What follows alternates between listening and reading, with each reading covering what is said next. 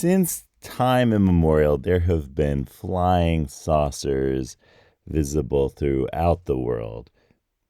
But they didn't come from outer space. They came from people, human beings, who were just having a bit of fun. On today's episode of Life's Potluck Buffet, we're going to talk about the history of the flying saucer and what moved it from a casual thing happening here and there to a worldwide phenomenon. Oh yeah, and I'll ask the cards for an idea about how to keep our work and life floating on air. I'm John Paulus. You're listening to Life's Potluck Buffet, only on YouTube. If you've been enjoying Life's Potluck Buffet, please subscribe. And if you've already subscribed, then thank you so much. And if you have a Brave browser, you can now contribute basic attention tokens to Life's Potluck Buffet with John Paulus on YouTube. Thank you for your support, and thank you for listening.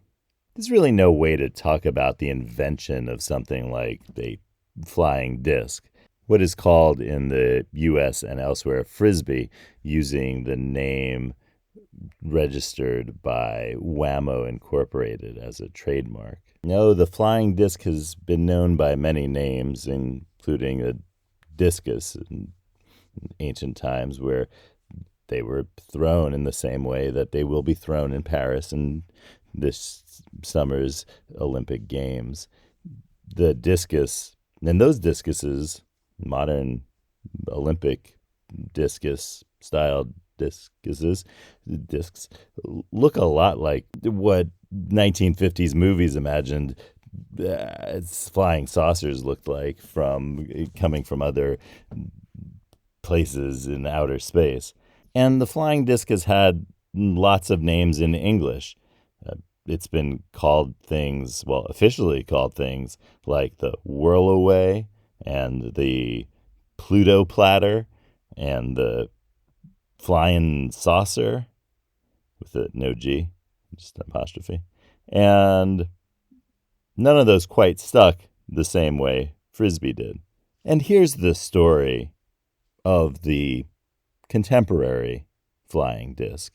Now, normally people start telling the story with the story of a Thanksgiving dinner in Los Angeles, where Fred Morrison and his future wife, Lucille, or Lou, as she's called in many of the stories, tossed around a tin popcorn can lid after Thanksgiving dinner in Los Angeles at Fred's uncle's house.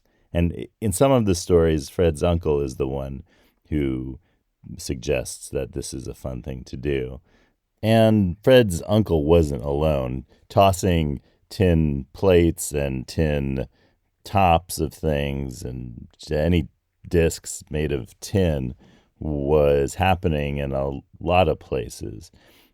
Over a decade and a half before the fateful Thanksgiving dinner in Los Angeles, where Fred and Lucille started their fascination with flying discs, there were a group of students in Saskatchewan, in Canada, that had created for themselves and maybe the original version of disc golf, where they would throw tin discs into a circular target on the ground. And they thought of this as being a kind of form of tin disc golf. And it's interesting that disc golf as a sport, a very popular one as it is today, may have preceded the other forms of Frisbee sports as a sport. We don't usually think of it that way, but given the fact that people were throwing flying discs into circular targets before they were playing ultimate Frisbee or doing other things with Frisbees, it seems like Frisbee golf came before the invention of the Frisbee, which is interesting.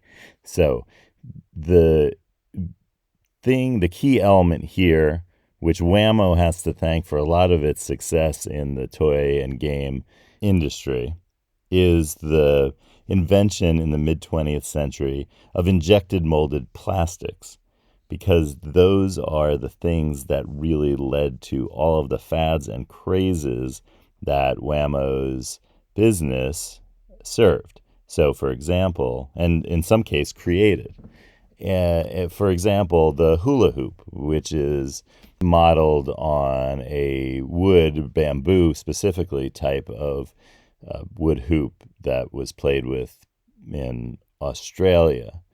In the case of the frisbee, it wasn't a wood disc that was the thing that would be converted into plastic in the mid 20th century, but rather it was the tin disc, specifically the tin pie plate. Tin pie plates were what Fred and Lucille would start using on the beaches of Southern California to play their new disc games. And people there saw it and asked Fred if they could buy this flying pie plate from him. And he thought, sure. And that's where his business obsession with flying discs began. And that business obsession is what would lead a couple of decades later to Fred Morrison patenting a design of this flying toy, as it's called in the patent, in 1964, that is what we know today as a kind of standard frisbee, the type that Whammo would get the rights to make. But Fred and Lucille weren't the only people who were throwing tin pie plates at one another. Back east, as you might say in Los Angeles, back east on the college campuses of places like Princeton University and Middlebury College in Vermont and Yale University in New Haven, pie plate tossing was becoming a craze in the 1950s. In fact, it was covered in Sports Illustrated, specifically the Princeton version of the game that Princeton students called Frisbee and couldn't say to the authors of the Sports Illustrated article where the name Frisbee came from. It was good of them not to make up a fake etymology, because we would probably still be believing it. Now, the place that the Frisbee name comes from may be a pie bakery in Bridgeport, Connecticut, called Frisbee's Bakery. And that is spelled Frisbee, Frisbie, not EE. But that is one of the possibilities for where the name of the games that were being played with these discs, these tin pie plates, came from. When Fred Morrison originally patented the design for what is the modern Frisbee, and that was in 1964, he was calling them Pluto platters and marketing them wearing a space traveler's outfit that you might expect out of the 1960s. And that Pluto platter was not a great marketing success, but the design was a tremendous success, because the design had thicker edges around the rim, which allowed for a more stable flight and also created an effect of basically a parachute as the Frisbee is coming down from its flight, which enables it to fly a lot longer.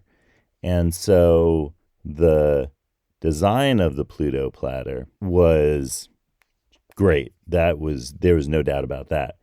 But when Whammo bought the rights to manufacture and sell its flying disc, which was the Pluto platter, the fun and popular name on college campuses like Princeton, the Frisbee, was what the folks at Whammo would call it, taking the name of the game that was played with the flying pie tins and applying that to the flying disc itself.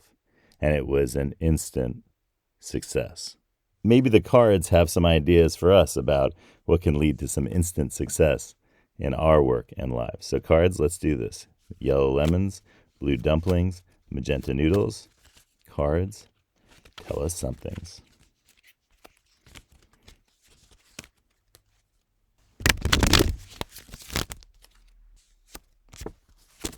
It's card 32. The back of your mind has a full-time job. Ask yourself a question to solve, then refinish a chair or run an errand or take a walk or play with a Frisbee. And while you're doing that activity, the back of your mind is solving the problem. Same thing's true with dreaming. Conscious problems are often solved by unconscious thoughts. So talk to someone today about an unconscious thought that you had and try to get to the bottom of it, and maybe maybe while you're playing Frisbee with them. Toss a Frisbee around and talk about whatever comes to mind. And I'll see you tomorrow on Life's Potluck Buffet.